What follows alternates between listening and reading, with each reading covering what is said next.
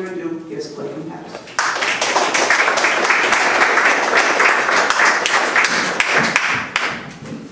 Wow, how do I follow that? That's pretty hard. But actually the book was about passion and insanity, really.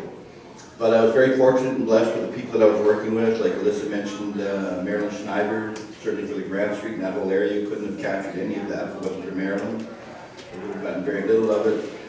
The book is very interesting. It's wide-ranging. It's got people like Boris Lurie, who's actually a very important artist. I think one of the most extreme Holocaust artists that I know about. And it talks about his life and his passion and his survival. And there's a couple of articles in there, and one of them was written by a woman that curated the show at Buchenwald. So you have somebody who was raised in East Germany, Russians. Buchenwald was a brutal camp after World War II. And it was interesting having somebody of that sort of opposition writing about Boris. It's very interesting. And Elissa, if it wasn't for Elissa, I wouldn't have gotten Rabbi Ackerman, which was a great capture, really. That was really incredible to get that interview and to get his history down. And it's really about the loss of kind of New York City and what it is that we knew and how it's disappearing and how everything that we were familiar with is going. So I think the books are very important. One of the reasons that I do anthologies is so it connects people. Connecting with different people from different sort of niches and groups is really important. And so somebody will go to this book and try to look up Allen Ginsberg, and they'll find a line in Ziprin, who's equally, maybe much more interesting. And it's just got a really wide-ranging, as wide a range as I could get. And of course it has above Delancey and below Delancey, and I'm sure people understand that part of the equation. And then the part in between, which was House and Delancey, and that was sort of no man's land. And then we have like the communists, and the atheists, and the Zionists, and all the various groups which define the Lower East Side Jewish community, which was really a little bit of everybody. If the book market was easier and better and more interested in these kind of books, I think we probably could have done 4, 5, and 6. I think there's still a lot of information out there that's extremely critical to capture and to save and to get, but there's so little support. But I would like to see books 4, 5, and 6, and books 4, 5, and 6 should be there. And it's a people's history. A little bit of sociology with people like Al Hornsatz or something, but it's just a wide cross-section. And also Harry back there is in the book. Actually, a number of people here. Margaret's in the book. Joyce, of course, wrote about the baths. And also we're going to have Elissa after, who you'll have, I have to leave, but you'll have the extreme pleasure of discovering a Lower East Side Jewish Center place, and you'll learn about the plaques on the wall, and you'll have a little tour after this talk is over, so you will leave enlightened in more than one way. Thank you very much, Elissa. Couldn't do it without you. Okay. We got a little bit of a taste of Clayton, and I would suggest at least buy 2 volumes if you want to have more of a taste of Clayton. So, Eddie, you're going to be number for 1 here? Oh, sure. I didn't know if I figured you were talking about it. Okay. Yeah. All right. So, Eddy Portnoy, who wrote about cartoon Jews on the Lower East Side, is a contributing editor at The Forward and at Tablet Magazine, where he writes about Jewish popular culture. He's the winner of the 2013 Acker Awards in Yiddish nonfiction. He's an academic advisor and research associate at the YIVO Institute. And he teaches Jewish literature, and this one's a little funny because it's going to depend on the website, whether it's Jewish literature or Yiddish literature, and Yiddish language at Rutgers University. Now, to get a flavor of what he does for The Forward, I think you can sort of glean that a bit from one of his translation choices from a headline from 75 years ago. Nazi spies posing as hookers flood the Middle East. It was a classic. So Eddie has an uncanny, funny sense of the juxtapositions of the past and the present in cartooning and lampooning yesterday's and today's Yiddish Agas or the Jewish street. Mr. Portnoy. Thank you, Elissa. Thank you. Thanks to everyone for coming. Thanks to Clayton, who I think has already disappeared. I wanted to, the time allotted to me, I just wanted to briefly talk about how I met Clayton. I'm just curious, how many of you know Clayton, or at least are familiar with him? Okay, a couple. Right, that's good.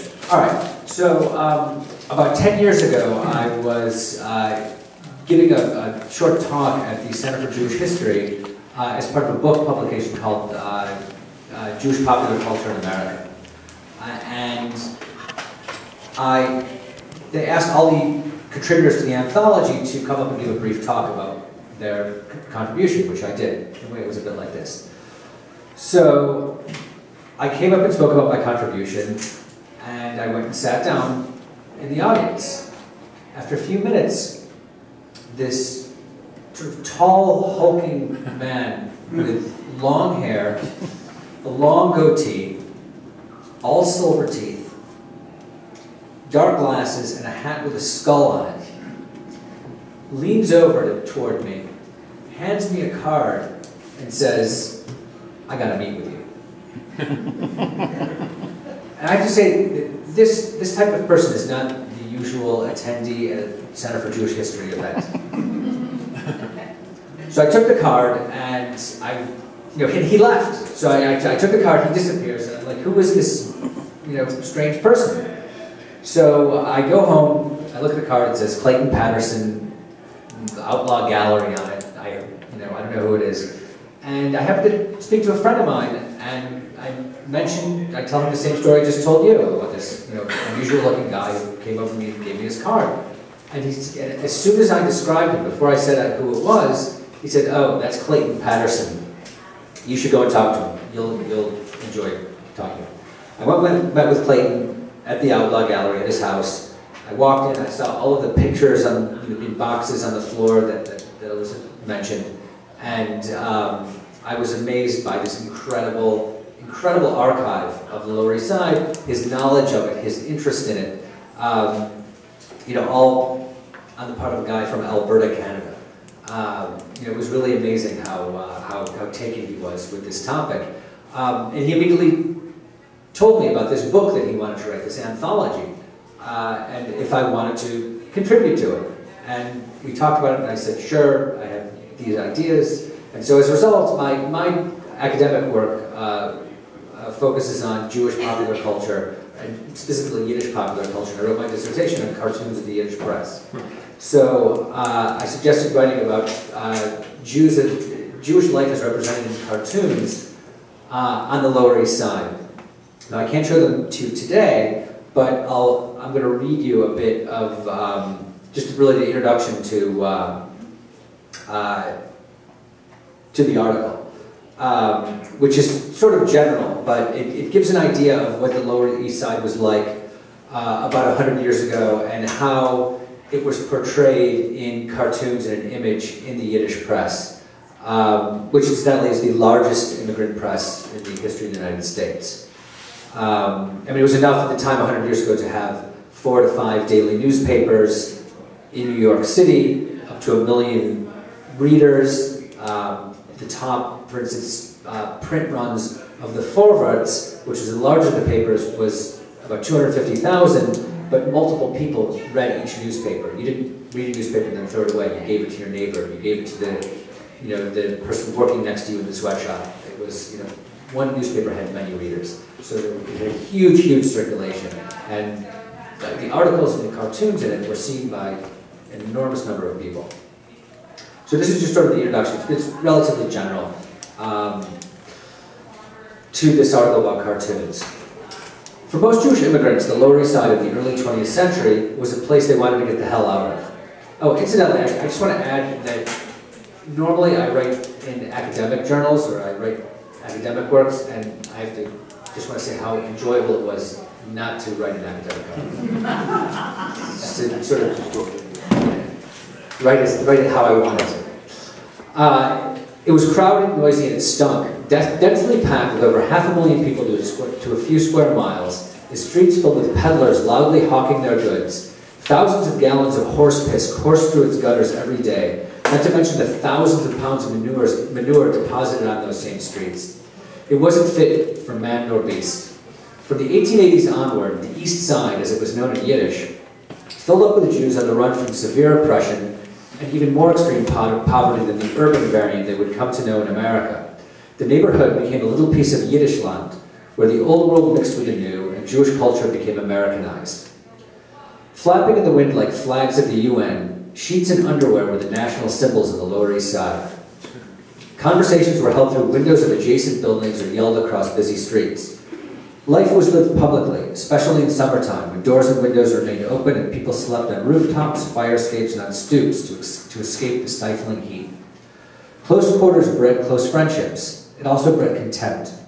It wasn't easy to be happy-go-lucky after working 12-hour shifts, only to return to suffocate in tiny, airless apartments packed with kids. People knew their neighbors, and they knew their neighbors' business as well. Angry outbursts, fights, and crime were common and occurred daily in these conditions. As much of this is replaced by chic boutiques and million-dollar condos, the Jewish nostalgia industry, which has been promoting an urban fiddler-on-the-roof type of Jewish shtetl on the Lower East Side, will become even more central in promoting the neighborhood's myths. 100 years ago, if you wanted a pickle, a gnarled, grimy hand plunged into a brine-filled barrel to get it for you. The nostalgia industry wants you to believe that today's pickle man, who wears surgical gloves and a white apron, and whose plastic barrels are covered with lucite tops, has some connection to the former. You want to believe them. It makes you feel connected to history, and maybe it does.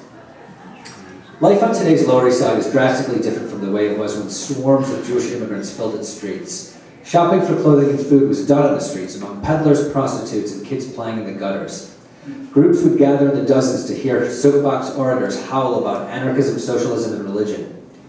Thousands would wait up all night in Rutgers Square for the Jewish Daily Forward to put up election results in their windows. The forwards also used to show movies on the side of their building on hot summer nights. The streets were a stage. Commerce was king, but a variety of different beggars, from genuine cripples to absolute fakes, would perform for a penny. The Jewish Lower East Side was one phase of many for the neighborhood. For the Jews, it was kind of a Plymouth Rock, the first place where immigrants came and settled en masse. There isn't much left of the physical Lower East Side, mostly repurposed synagogues. There's a forward building as well. The clubhouses of Landsmannschaften, political organizations, youth groups, they're mostly gone. The noises that resounded in their walls and the shouting matches and fistfights are also long gone.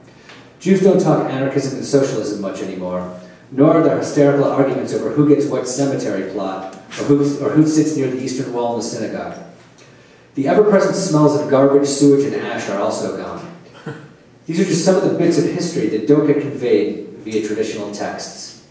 But they do get conveyed if you look at some of the cartoons in the Yiddish press, which deal with issues like people digging through ash cans, people dumping them on the ground, garbage filling the streets of the Lower East Side. All of the daily issues that Jews had to deal with in this neighborhood are reflected and evoked in the cartoons of these newspapers. And like I said, unfortunately I'm not able to show you it today, but what I suggest is you buy the book because they've been reprinted there. And I should add that Clayton told me that it was enormously difficult to print the cartoons, and it caused him an enormous number of problems by demanding that the cartoons be printed. But you wouldn't get a feel of what it was without these images that really haven't been seen since people read these newspapers. So if you buy the book, you can get a look of artists' perceptions of this neighborhood in sort of a comic, from sort of a comic corner. I don't know how much time I get. I think we're doing fine on time, and there's nothing to worry about. Nothing to worry about. Okay. Then, in that case, I have a second article in the book. I figured I would read about that too, because it's another. What's fantastic? What's so fantastic about this set of books, this 3-volume set, is that it contains information. It contains essays and stories about aspects of the Lower East Side that are not discussed in any study or memoir of this neighborhood. And that's what makes it such a compelling purchase. It tells you things that you're not going to find out about anywhere else. So one of these things happens to be tattoos and Jews on the Lower East Side. Thanks to Clay, if you're familiar with Clayton, you know he's interested in tattoos as well. And he's the longtime president of the New York City Tattoo Society, runs the New York City Tattoo Convention. Tattoo parlors are now, I think, a dime a dozen in this neighborhood. They're everywhere. You should know that Clayton was instrumental in getting tattooing legalized in New York City. Tattooing was illegal from 1961 to, I believe, 1998. And Clayton was one of the people that was truly instrumental in changing that, having that law changed. But before 1961, and even earlier around the turn of the 20th century, through the 1920s, there were lots of tattoo parlors on the Lower East Side. And with so many Jews, they invariably, some of them anyways, invariably availed themselves of this type of art. So quickly, I'll try to just read a bit about this, and you can find out more in the book. Okay, with the alleged aversion of Jews to tattoos, it might stand to reason that there aren't a lot of articles on tattooing in the Yiddish press of the early 20th century. But there are a few, and as it happens, one of them was written by Albert Perry, the author of one of the first seminal works on tattooing. Perry, one of the unsung documentarians of American subcultures, wrote a small number of articles related to Jews and popular culture that appeared in New York's Vorwärts newspaper in 1927 and 1928. One of them happened to be a feature on the legendary tattoo artist Lou the Jew Alberts. Of the dozens of texts that focused on Manhattan's Lower East Side, the giant urban sponge that absorbed millions of immigrants and which was bursting at the seams with Jews of all sorts during the early 20th century, not one mentions the fact that at the southern edge of this famed Jewish neighborhood, there were dozens of tattoo parlors, including those of famed artist-innovators Charlie Wagner and Samuel O'Reilly. Certainly there have been many oversights in the historiography of this area, but this would seem to have been one of significance. Part of the reason tattooing has gone missing from the Lower East Side Jewish history is due to the perception that Yiddish-speaking immigrant Jews and their offspring were averse to tattooing, an urban legend that is only partially true. With so many nearby tattoo parlors, and with a Jewish population of about 500,000 milling about the Lower East Side, it seems terribly unlikely that at least some Jews didn't wander in to get inked. Evidence to this crops up in reports like an 1899 New York Tribune article on Christian missionaries on the Lower East Side who forcibly tattooed crosses on the arms of Jewish children. This extremely objectionable attempt to force children into Christianity involved tattooing a permanent cross on the child in the hopes that the child's parents would abandon them. Evidently not much of a success, the article also describes how a number of tattooed children had been brought to a particular Lower East Side doctor in order to have the crosses removed. However, as Perry explained in his 1933 book, Tattoo, Secret of a Strange Art, there's also evidence that some Jewish boys were not tattooed against their will, but did in fact wander into local tattoo establishments because they liked what they saw. Perry notes the confluence of an increasing number of novice tattoo artists who needed to practice on live skin, and the desire of Lower East Side kids to get inked for free made for a fair number of Jewish kids with tattoos. A New York Tribune article from the fall of 1902 remarks on the number of Jewish boys who surprised teachers by arriving with new designs on their skin at the beginning of the school year.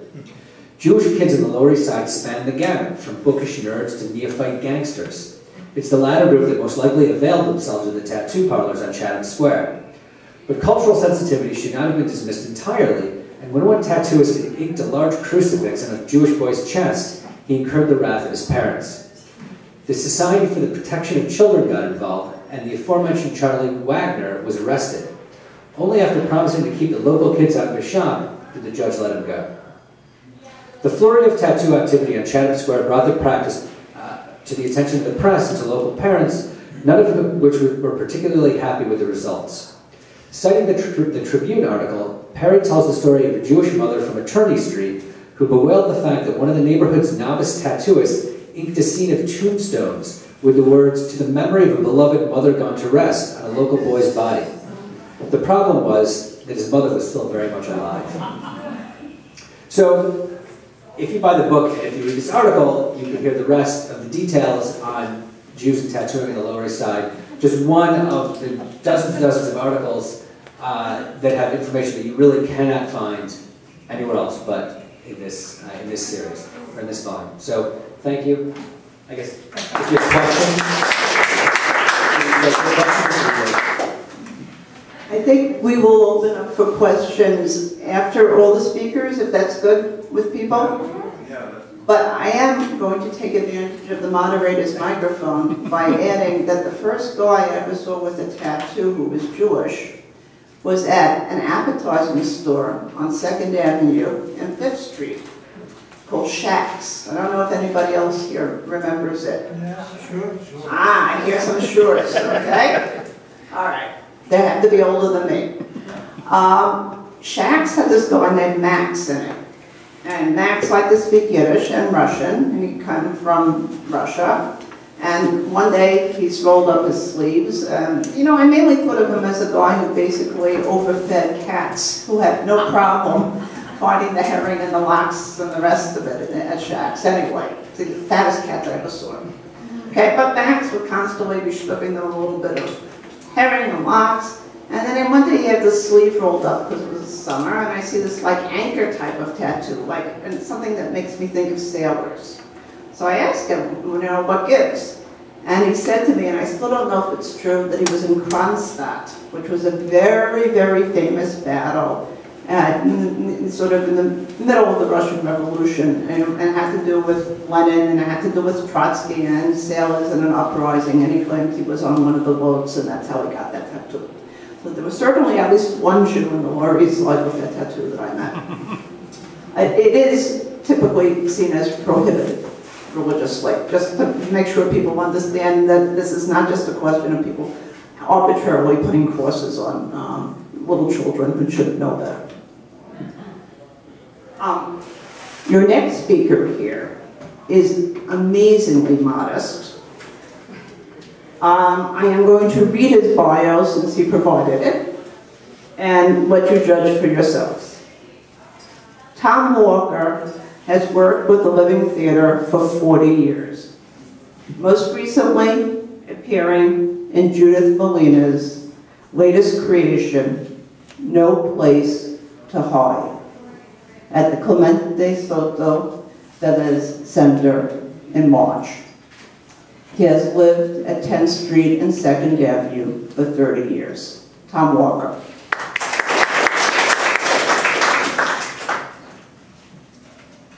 Yes, I'm the Living Theater archivist, and we had this theater on Clinton Street, which some of you may have known of, for 6 years.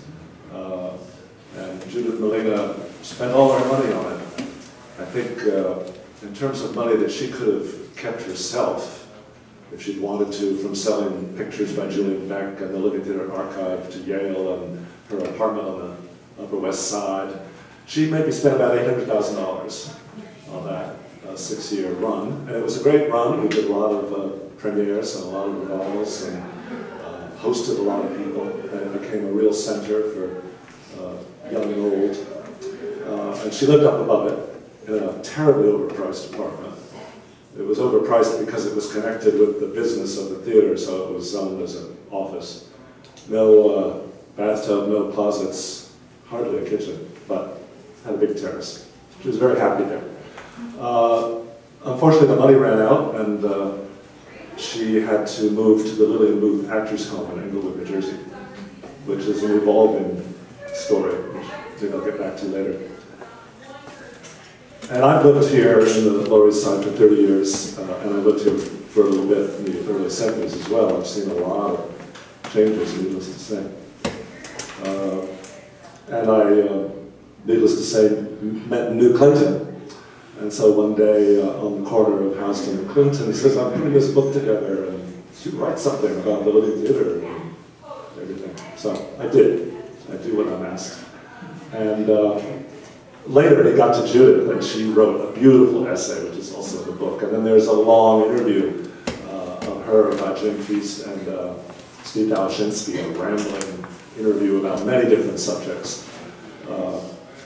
Judith's story is quite amazing. She came here in 1928 from Kiel, Germany, with her father, Rabbi Max Molina, and her mother Rose. And they lived in a variety of places all over town. And Max was very involved in trying to alert everybody about the coming horrors. And it exhausted him. He had a shul under a central synagogue. They let him have his group downstairs. And it was a very lively shul. Judith grew up in this atmosphere of constant celebrations and religious services. Fairly orthodox, but very political. And her father died of leukemia in 1942. And this was after, one of those classic terrible things where her grandfather in Kiel was pulled out by the Nazis and killed, that kind of thing. She amazingly made a visit to Germany in 1936 with her mother to visit her grandparents. And she tells the story of walking with her grandmother and seeing those funny people in their brown suits and making funny gestures, and her grandmother said, she had that experience in her life. And then as she was growing up, she would sing in front of these giant Madison Square Garden rallies, to try to get people energized. And her mother would say, if you don't see the handkerchiefs coming out, you haven't succeeded, to make people cry. And her mother always wanted to be an actress and couldn't because, well, she married a rabbi. She came from a family of lacemakers in Kiel. And they always supported the idea of Judith becoming an actress. Of course, her father was out of the picture by the mid-40s when Judith was a teenager. And she worked with Maurice Schwartz in the Yiddish theater briefly, and then she went to the New School, and she met Julian Beck, and the rest is a long and glorious history. I saw the Living Theater first in New Haven in 1968, and I was taken by the ferment of the times, the rock and roll, the sexual revolution, the drug revolution. I was into theater, and the Living Theater seemed to be the natural theatrical extension of that world, and I just completely was taken over by it. Not an easy choice, lots of contradictions and problems, but eventually I did join them in 1971 in Brazil. I knew they were there, and I had a friend I could crash with, and I joined them, but they asked me to join them. I was with them a month, and then we spent 2 months in jail for being in the presence of marijuana, and then we came back to America for a while. They were doing theater outside the established venues, street theater, and it was very political. It was very anarchist, beautiful, nonviolent anarchist revolution. And so much of the Living Theater is informed by Judith's experience of being a rabbi's daughter. Maybe I'll read one paragraph which sort of talks about that, because, well, just read it. Because I wasn't always aware of how Jewish the Living Theater was, but of course it was. Of course I was always aware of the Lower East Side being very Jewish. In the early 70s, I took it as a part of the atmosphere. Everything was so new to me when I lived by myself for the first time on the Lower East Side in 1972. I didn't think of the living as being very, very Jewish, but it began to dawn on me that half the company was Jewish, and sometimes even more than that. Working with the company in Italy, because we lived in Italy for 6 years in my experience with the theater, one wasn't so aware of everything Jewish. I knew Paradise Now, the iconic play from the 60s, was based in part on the Kabbalah, and every year we celebrated a Liberation Seder, Judith's adaptation, laced with the great poetry of Allen Ginsberg. But for years, as I intoned the melodies of the elders acting in Antigone, I did not know that they were based on Jewish chanting. When we moved back to New York in the 80s, and we did texts like Poland 1931 based on Jerome Rothenberg's work, or the tablets based on a cycle by Armand Schwerner, both in adaptations by Hammond Resnicoff, and I by Elissa Sampson, the Jewish roots of the Living Theatre shone more deeply for me. Judith is very religious. She's very unorthodox. She's an anti-patriarchal, vegetarian, anarchist, spiritual person.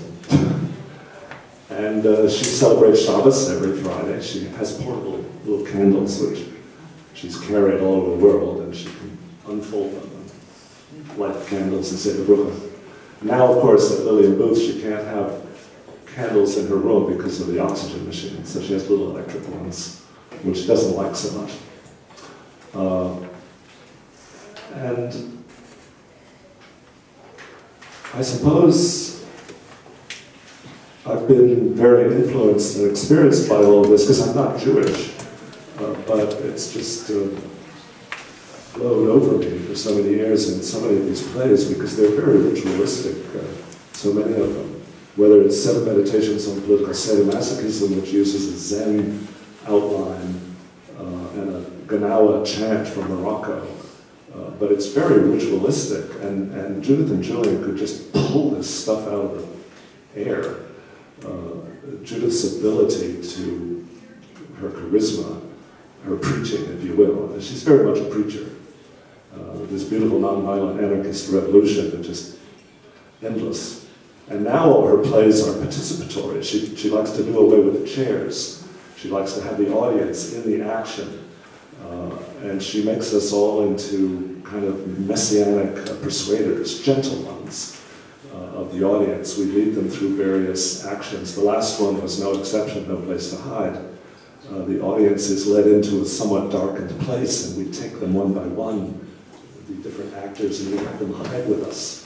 And then we go through a series of scenes about the whole concept of hiding, how we hide from each other, how spouses hide from each other, how mothers hide from children, how we hide from ourselves, the NSA, the Underground Railroad, the Lenape, who had to hide from the white settlers.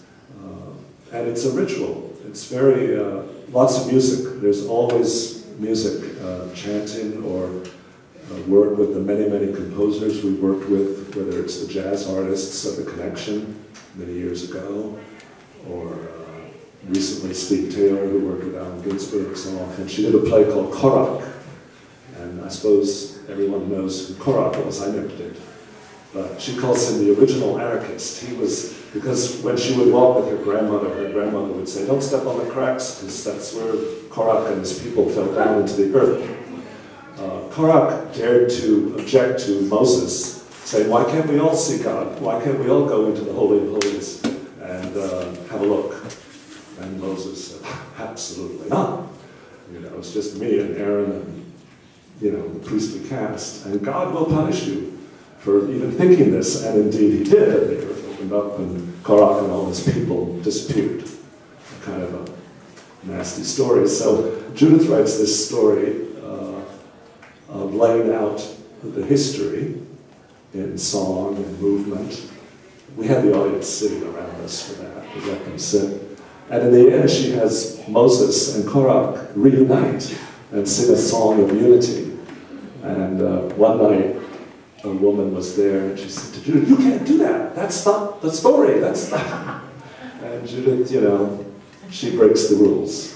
She's always broken the rules. And she's kind of breaking the rules now at Lillian Booth, because she still wants to smoke marijuana. And she can't smoke it next to this oxygen machine. So sometimes we move the oxygen machine and we leave it inside, and we go out in the garden and smoke. But we've experimented with tincture, which works more or less.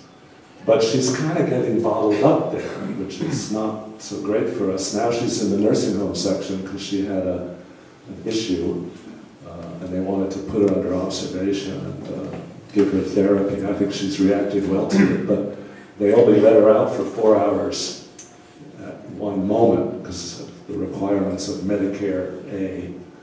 And she's supposed to be in a play later this month with Theodoros Kipataris at La Mama, where she sits and reads and narrates. It's a little hard because it's an hour in, an hour out, and it's 2 hours. We have it set up so that one of us goes every day. so she's never alone. And I'm 67, I'm the oldest. I mean, most of the living theater is people under 30 now. We have friends, veterans, who live and do other jobs. But it's a continual living event, and Judith doesn't give up. She'll be 88 June 4th.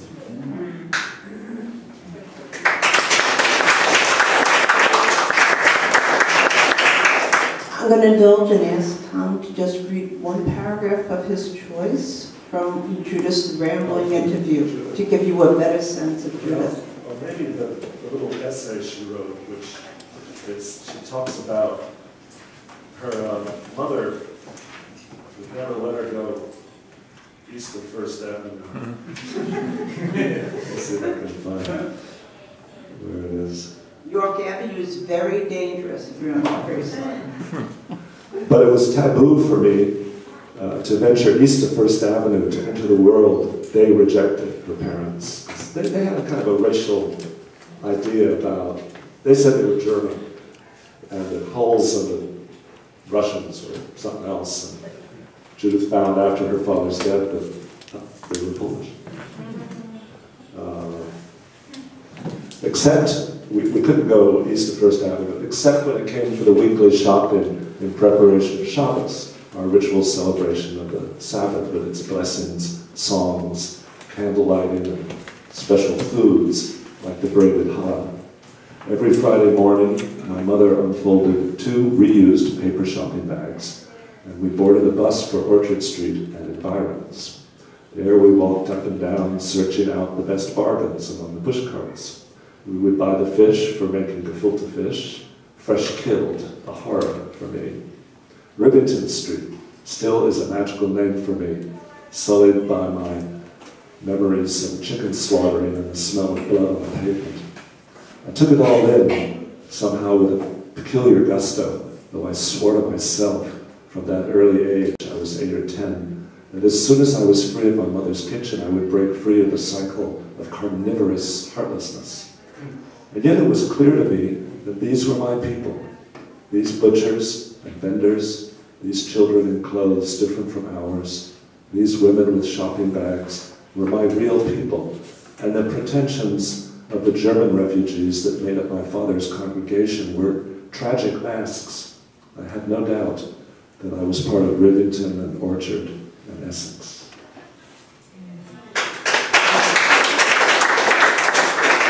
Very emotional for me, because this woman, she's not always easy. She's a tough master, and she's very selfish and very demanding, but I love her so much. I don't think that's a sentiment that people are doubting right now. Nor whether Judith Molina loved Orchard Street or Rivington. When we were asked to talk tonight, we were asked to talk about why we wrote in this book. And I was thinking about that, and thinking about how I first got to know Clayton. And I knew it had to have been in a shul.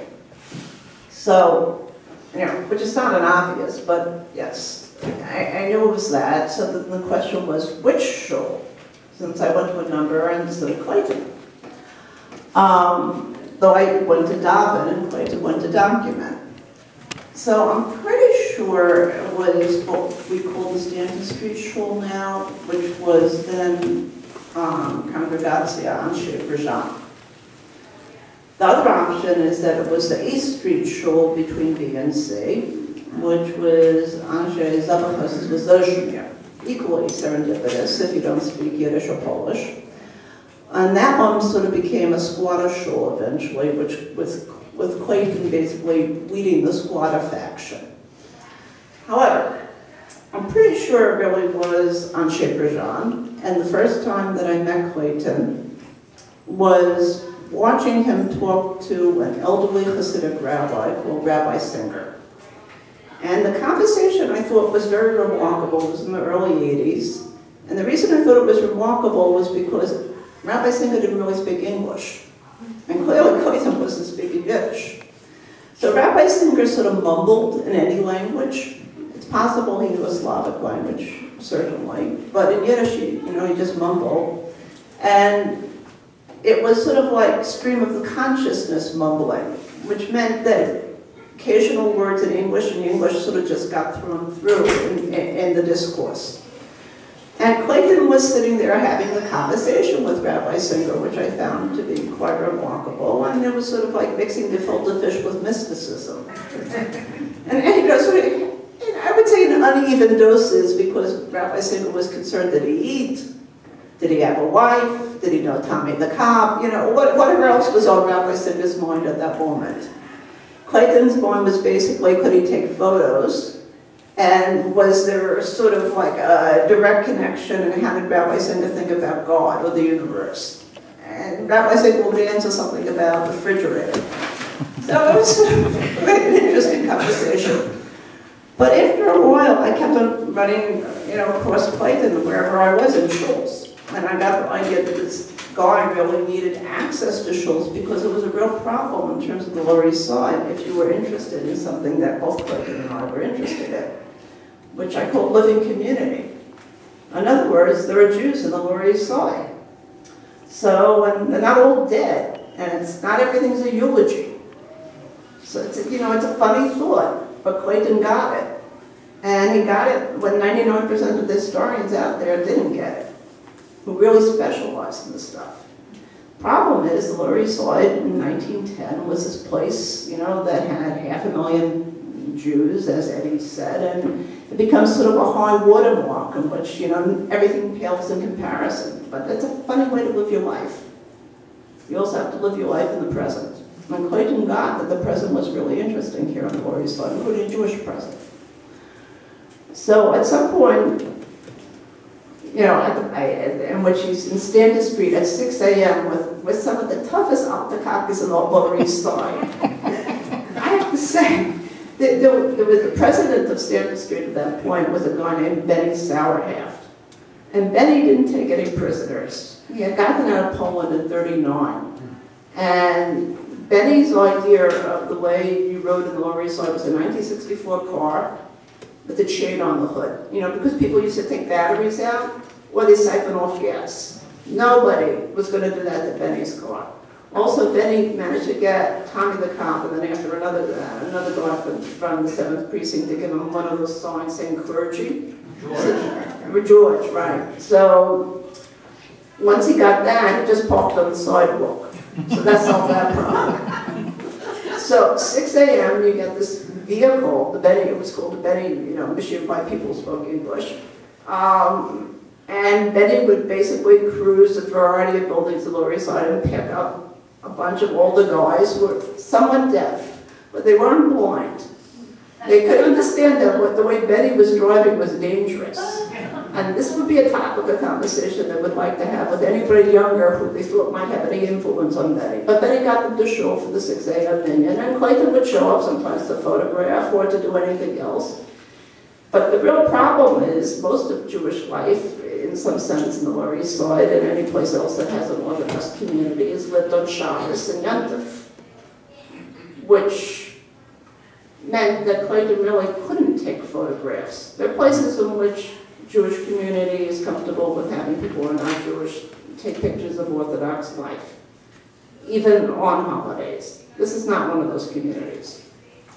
So Clayton basically needed different types of entree, needed people introducing him to people, and he needed to be able to see live events and participate in them, which is really actually the story of how he ended up at the bar mitzvah.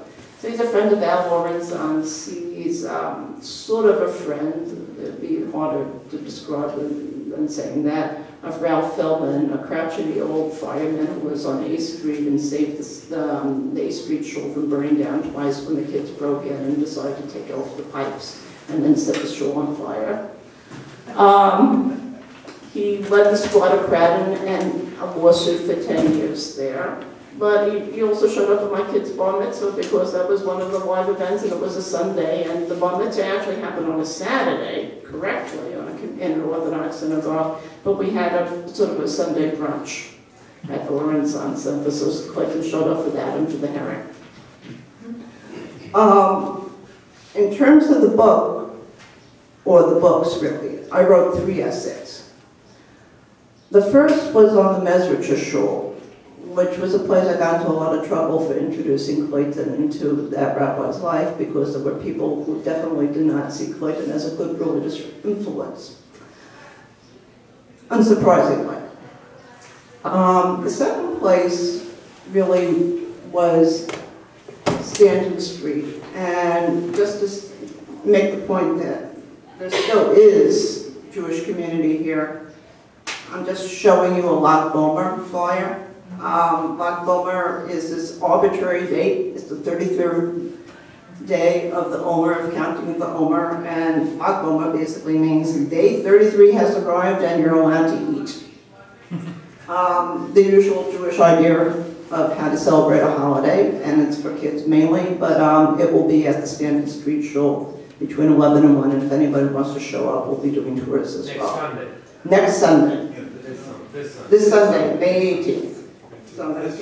I'll pass this one around. Proof there are still living Jews on the Lower East Side. All right. But it's a very hard thing to sort of embody proof that way, right? And it works some days, and other days it's harder. But in all seriousness, I did write the essay on Stanton Street and on Mesridge. I did not write the one on East Street because it probably wasn't 100% comfortable by the time it became a squatter shul anyway. But I did write another essay about this building. And I wrote about this building because Howard Grandstein, who's someplace at the back, I think, had literally salvaged this building when this block had burned down. And one of the things that he had salvaged were beautiful marble plaques, which he had cleaned. And they were from a congregation from Munkach, which was Hungary, or Austria-Hungary at the time when people from there immigrated. And those beautiful memorial plaques also had murals on them of Emma Goldman, Clara Lemba, and all sorts of other Lower East Side figures. So I'm going to read to you a little bit from a tour that I did, and it was called Yiddish Bread and Roses, and it was about the Jewish question, because I thought people weren't asking it anymore, because they didn't even know that it had been the question that had consumed people on the Lower East Side. I'm sorry to interrupt just before you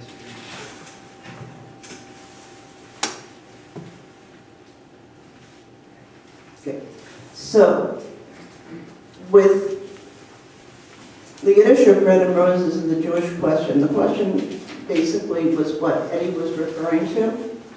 What would happen if, God forbid, you really actually had a revolution, or you had emancipation, or anything else? What would Jews be? What was the ideal? What would they become? Would they disappear? Would they appear in some sort of autonomous community?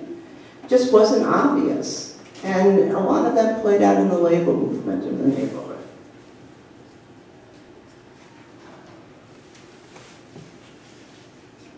So for this tour, I would teach people songs like, who knows Joe Hill? Last night I saw Joe Hill. Do you know that in Yiddish? Okay. The refrain goes, hoo-ha, your state, Joe Hill. Hoo-ha being very special sort of Yiddish that's very particular to the Lower East Side.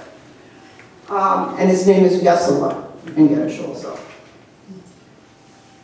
And this is what I wrote about Bread and Roses.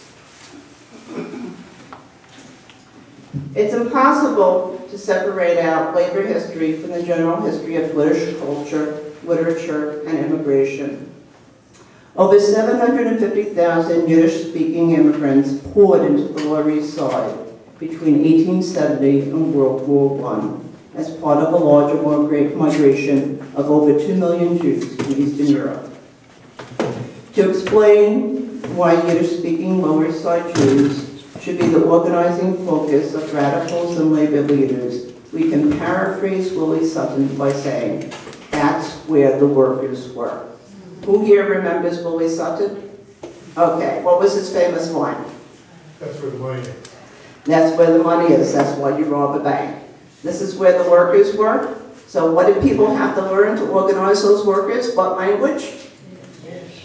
Right.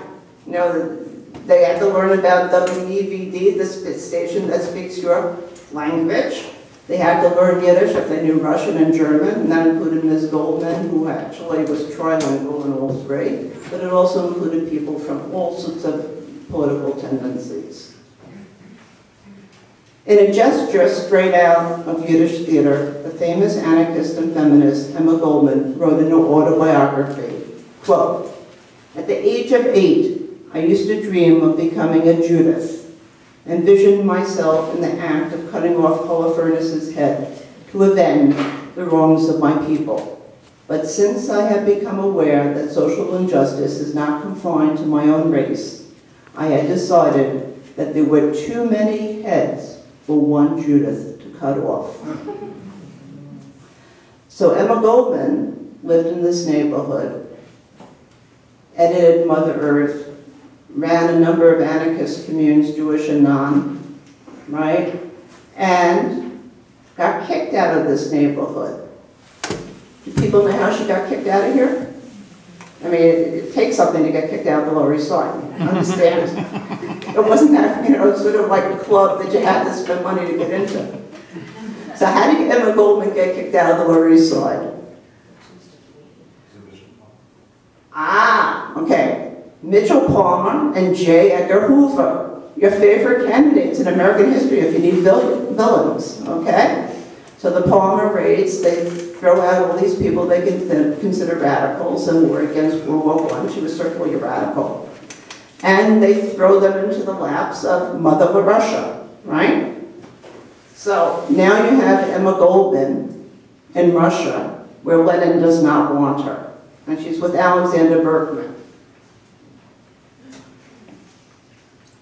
Upon arrival in Russia in 1919, where she was deported with Berkman, she joined him in immediately reporting on pogroms taking place in the small, often religious shtetl of the Ukraine during the Russian Revolution.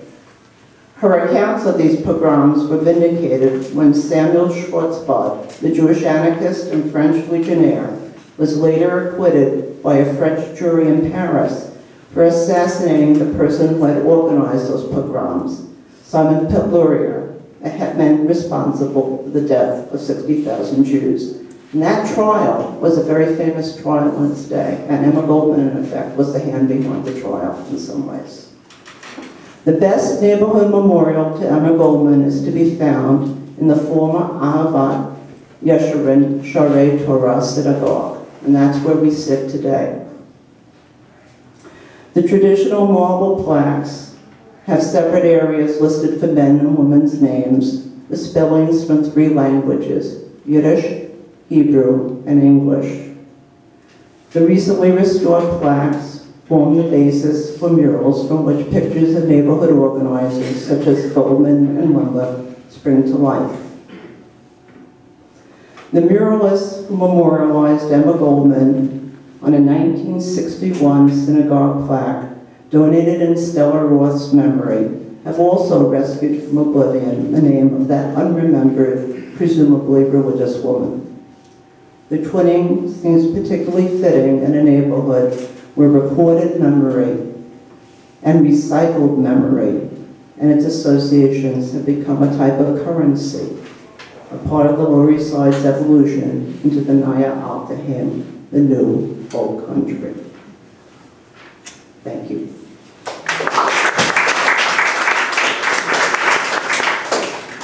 Now, our last speaker is Gerri Visco, and then we will open up to questions.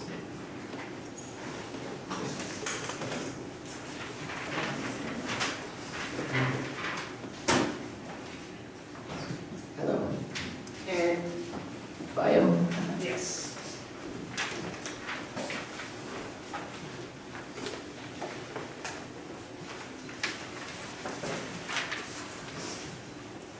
Gerri Visco is a freelance writer and photographer. She's published in New York Press, New York Sun, New York Magazine, New York Bible, you getting the theme?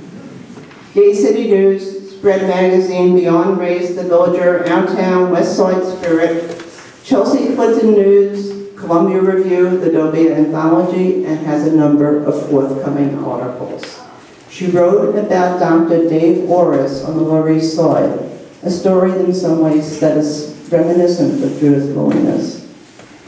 Dr. Dave lives on East 2nd Street now. He's what? On East 2nd. Hi. Well, it's actually a really old bio now. You know what journalism is. I'm writing for the Entry Magazine and Hyperallergic Art Blog and wherever else I can get published. But anyway, I will say a few things. I met Clayton in, I think it must have been 2006 or 7. I was doing an article on gays on the Lower East Side. I do cover a lot of gender stuff, like, gay stuff. I'm also a nightlife celebrity, I might mention. But anyway, the point is, I met Clayton remember when they used to have phone books? I looked him up in the phone book, called him up, and I said, he seemed like a good person to ask. And I said, Clayton, would you be willing for me to come down and interview you? So I took it. I'm an uptown bitch, by the way. Always lived uptown. As a matter of fact, I came to New York in 1974. I'm from Newton, Massachusetts, also known as Julian. But that's not. I'm actually Italian, but anyway, I have a background living on the Upper West Side since 1974. I think a lot of the Lower East Side Jews moved up there, so it's like, you could say I'm a member of the tribe almost.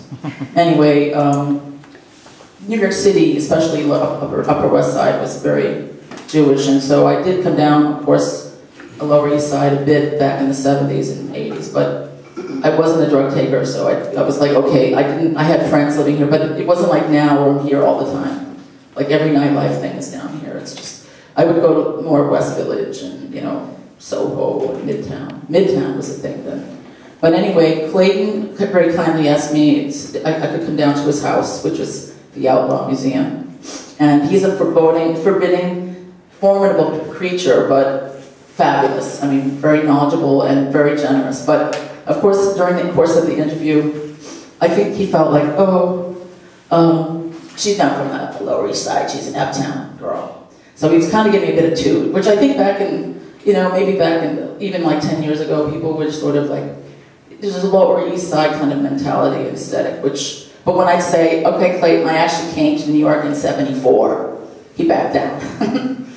And yeah, he's really, he gave me a lot of great information. As a matter of fact, during the course of the talk, which I did in the middle, yell back at him, he asked me to write for him, and we became close friends. And Clayton is a mentor of mine.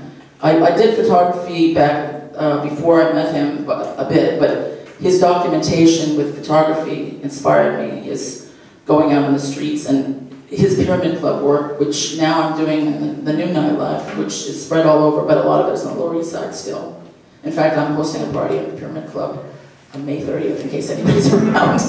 It's not gentrified yet. It's still kind of a dive bar. Anyway, Clayton was helpful. And then he wanted me to write about Dr. Orris, who I had never met before. He originally wanted me to write about Dr. Orris because he was also writing a tattoo book, and Dr. Orris, who's not here, right? No, I don't say here. Is he here? No. No, okay, just in case. One of his business things, is this too loud, by the way? One of his business things was to remove tattoos, which is part of the book. But then he told me a really interesting story about his life and how he became a doctor, how he came to the Lower East Side, etc. Now, in one way, Dr. Orris is a miracle child because he's the son of 2 Holocaust survivors, which I think really influenced him. Both of them became doctors. But what's interesting is that just to refresh, because I wrote this in 2007, but his father was in Auschwitz and was transferred to the camp at Dachau. Is that how you say it? Dachau. Anyway, he was able to be freed, and he was freed by the GIs, and a black soldier carried him off, and that's actually how he he was very fond of all ethnicities because he felt that was, you know, anyway, he did come to the U.S. But his mother had a similar experience. She was Russian, and her family lived in Siberia for 6 or 7 years. And she also, her grandfather was a tailor, and eventually he came with them to the Lower East Side and became a tailor here. But the fact that he was a tailor made him kind of important in terms of survival, because he was able to make soldiers' costumes, and not costumes, uniforms. Anyway, basically they met, I'm seeing the parents met, and they were in Switzerland, and they were in medical school, and so they came to New York, and actually they didn't originally live in the Lower East Side, they were in the West 90s. The mother worked at, the father worked at the VA hospital, and I think she worked at, back then the VA hospital was on 1st and 23rd Street, and then the mother was, I don't remember which street. Anyway, ultimately, she was a doctor also, both of them were doctors, but Dr. Orris was born in 1952, and he came down to Lower East Side quite a bit because his grandfather was a tailor down here, and he just felt that he fit in and he really liked it, so he was often coming. And he would even come down to the Lower East Side in the 70s. He was going to medicine, he eventually went to medical school at Columbia, and that's where he got his degree. And the thing that's interesting about Dr. Orr's case, like some people call him Dr. Dave, the thing that's especially interesting about him is that he is known for not taking medical insurance. He helps people. He's able to help people that don't have insurance, and he will see people. So even people who are my friends who don't have, I have many friends, since most of my friends are young for whatever reason, they come to see doctors because they don't have insurance. There's a lot of people still, I mean, I don't know about the Obamacare, but Dr. Dave will see them for $40 and he will treat them. So that's the thing that's different about him. His experience in medical school was atypical in one way. When he actually, I want to read a little passage about, he's totally a unique person, and basically his practice for most of the time was on Clinton and Stanton, which is now a hairdressing salon, but anyway, the point is that's where his practice mostly was. Let's see. He's a general practitioner, basically. I just want to read a little bit of his experience. He's on East 2nd off of B right now. Right now, yeah. And actually, just to mention, it says here at the end of the article when I was writing it that he was fortunate enough to meet Mary Spinks, the head of the Lower East Side Mutual People's Housing Authority, LESMPHA. Back then, the rent for the office was $750, and he said, his quote is, "Because of Mary, who manages the building, that's why I'm here. If it wasn't for her, I'd be in some small little town." And then I say that New York City would not have Dr. Dave, the only storefront doctor on the Lower East Side. I don't know if there's any more, but I have a feeling there isn't. I'm just going to read like something. Dr. Orris is also kind of atypical. He's like one of these guys that he's cool, you know. Not that doctors aren't cool, but he's an alternative. He has tattoos. He rides a motorcycle. He's very interested in alternative culture. I'm going to read this little passage about him also. Orris spent his free time and excess energy going downtown. From 1981 until 85, when he was in medical school, he visited the Lower East Side, just as he did during high school in the 70s. Those were the days before AIDS, and the popular bars were the Paradise Garage, the World area, and the S&M clubs. Orris recalls the vibe then. The gay guys were so friendly and fun and phenomenal. Not that you were homosexual with them. They slept all day. Imagine spending 3 months preparing for a party. Every time you went to a club, it was like Paris in the 20s. It was great. They would dress up with fruit on their heads. It was fucking crazy. Anyway, that's where he felt comfortable. He would often go downtown, and that's when he eventually rented a space in the corner of Clinton and Stanton. He worked out of his house, and he used to do house calls. Business usually came through word of mouth, and he had like his house in it. It was sort of like over an art gallery. He made a bedroom out of the office and painted it camouflage style. But anyway, that's where he saw patients. The one thing that was also an issue for him was he would get painkillers like Advil, but you know, like people on the street, they wanted to get hard stuff. But he wouldn't do that. He'd be like, I can take you over to Bellevue, I can give you Advil, but, you know, and for heroin addicts, he was against methadone, but the hospital would treat with morphine, so. But that was always the sort of thing, because if he had started giving out, you know, harder medications, then everybody there'd be a line out the door. So he learned that that was just not a good idea. But anyway, Dr. Day was there for people, and still is, that people that don't have insurance, the people that have an emergency, that don't want to go to an emergency room, which, you know, you can see why that would be. Anyway, he's definitely helped so many people on the Lower East Side, and you would think there'd be more doctors like that. I found it interesting, actually, when he talks about, let me see if I can find that. Gerri. Yeah, I'm almost done, right? I just want to say this one thing, because I feel like it's important. Okay, he drifted, this is when during his internship, he didn't want to become a surgeon, he drifted into ER, then after graduation did a year in residency.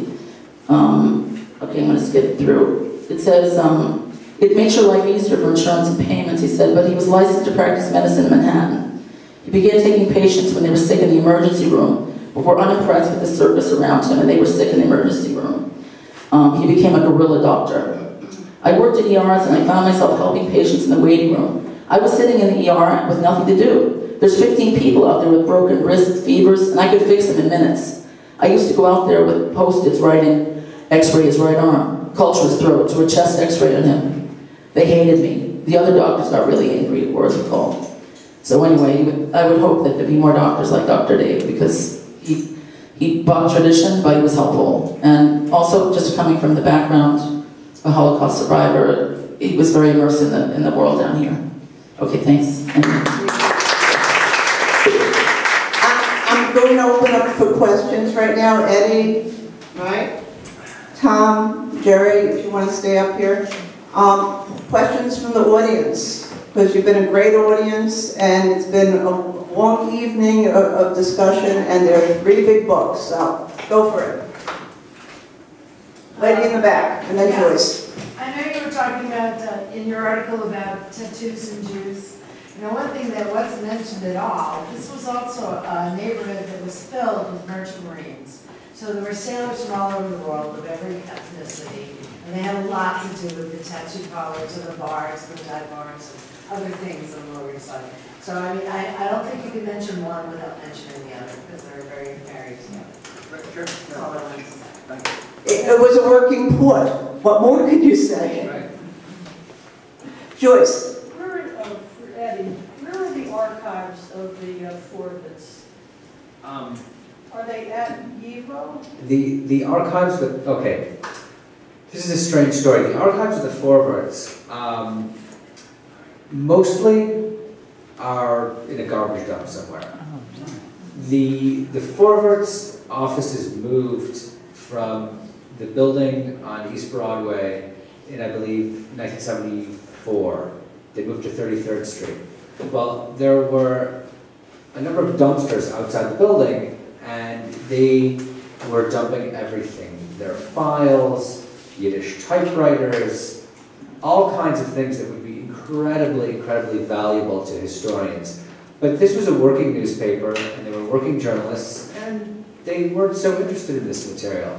There were people who I know who went dumpster diving and actually salvaged some of the material from the dumpsters.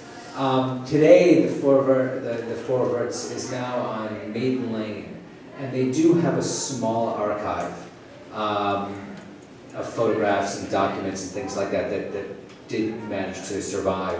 The YIVO Institute also, which is part of the Center for Jewish History on 16th Street, also has a fair number of materials from writers who wrote for the Forverts, editors, things like that. And the newspaper itself, and this is really another great tragedy, sort of a great library or bibliographic tragedy, no one has a full run of the newspaper in hard copy.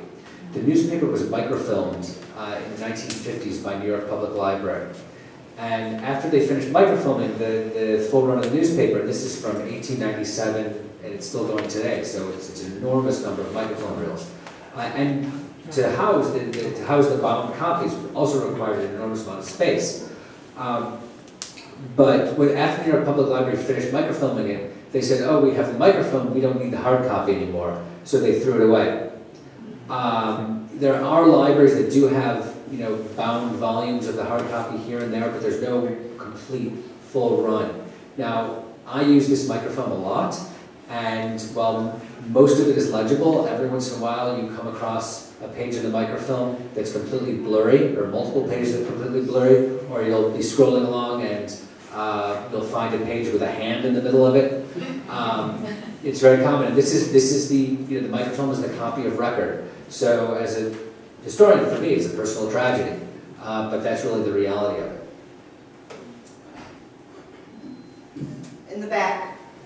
Yeah, you've all offered a bunch of details. So, you know, along the lines of God is in the details.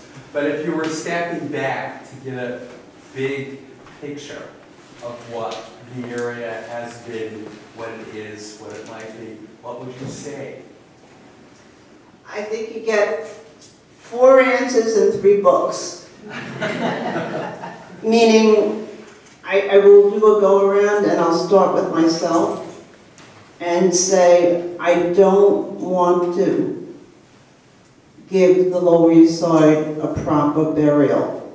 At the same time, I have to acknowledge constantly in my daily life the losses of living community and the built environment in just the last 10 years. I don't have to worry about the difference between 1910 and 1920. I look around me and I praise Howard for having saved this building, among many other things. And I truly want the Lower East Side to be many different things, but that's going to require a diversity that is becoming rarer in Manhattan and keeping living community in place. That's me. Eddie, you get nuts. Okay, if you're right, this was all detail. If I had looked at the big picture of what, you know, these 3 volumes comprise, you know, simply I would say something like, you know, an undefinable, beautiful Jewish chaos, and otherwise.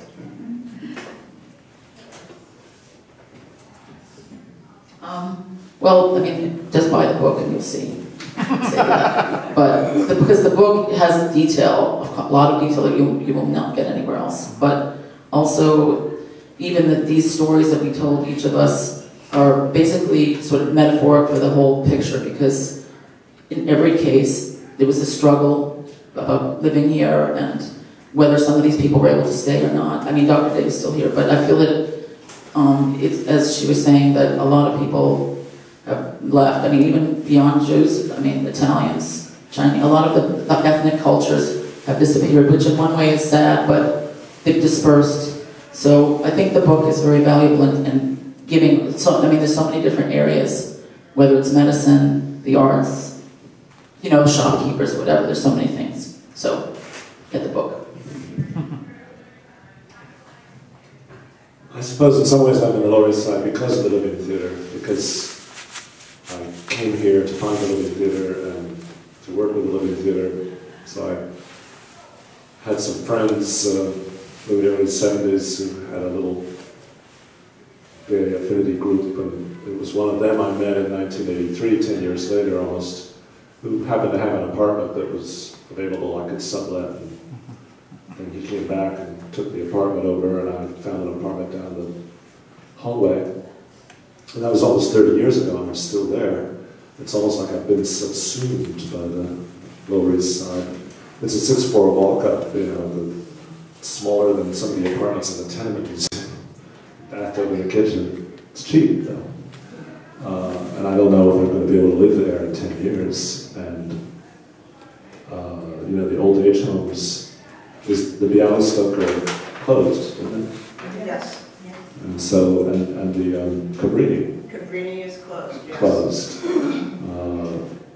I even investigated Casa Valentina And it's run by some entity in the Bronx, and they open up applications only once in a while, and so who knows?